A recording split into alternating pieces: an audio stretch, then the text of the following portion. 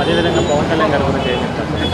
ఆయన ఆశయాలని ముందు తీసుకెళ్ళాలని నమ్మకం ఖచ్చితంగా మళ్ళీ మరొక రంగా గారని చెప్పాలంటే ఎవరికైనా ఏదైనా ఆపదంటే రంగా గారు ఎలా అయితే రియాక్ట్ అవుతారో ఖచ్చితంగా దాన్ని సాల్వేషన్ ఎట్లా అయితే చేస్తారో అదేవిధంగా పవన్ కళ్యాణ్ గారు కూడా ముందు తీసుకెళ్తారు. ఆ నమ్మకం ఉంది కాబట్టి జనాలు ఆయనకి నీరాజనం పలికారు ఈసారి. నేను మాకు చెప్పాలంటే పవన్ కళ్యాణ్కి వీరాభిమాని అండి. రాధా గారి తర్వాత నాకు ఇంకెవరన్నా బాగా ఇష్టం అంటే పవన్ కళ్యాణ్ గారు. ఖచ్చితంగా మాకు ఇప్పటి నుంచి కాదు, ఆయన 2013-14 సంథింగ్ పార్టీ పెట్టినప్పటి నుంచి కూడా పవన్ కళ్యాణ్ గారి మీద మాకు అపారమైన నమ్మకం. మేము దాని గురించి కూడా ఇంకా అసలు వేరే చెప్పాల్సిన పని లేదు. ఖచ్చితంగా రాజకీయాల్లో ఓడిదిగుడులు అనేది కామన్.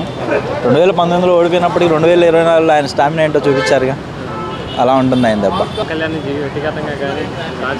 విమర్శించడం ఇది కేవలం ఒక పవన్ కళ్యాణ్ గారనే కాదండి, రాజకీయంగా విమర్శలు చేసే వాళ్ళకి ఒక హద్దు అనేది ఉండాలి.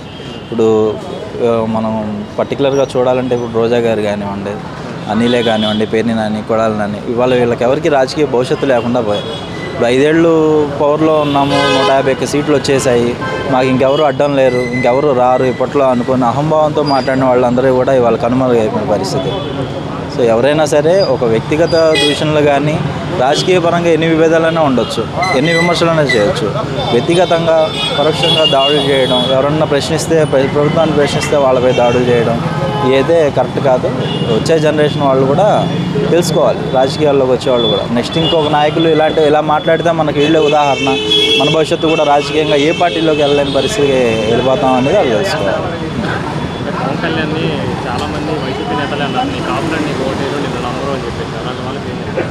అది కేవలం పవన్ కళ్యాణ్ అనే వ్యక్తి, రంగగారు అనే వ్యక్తి ఒక సామాజిక వర్గానికి చెందిన వాళ్ళు కాదండి. వాళ్ళు అన్ని కులాలకి అన్ని సామాజిక వర్గాలకు చెందిన వ్యక్తులు.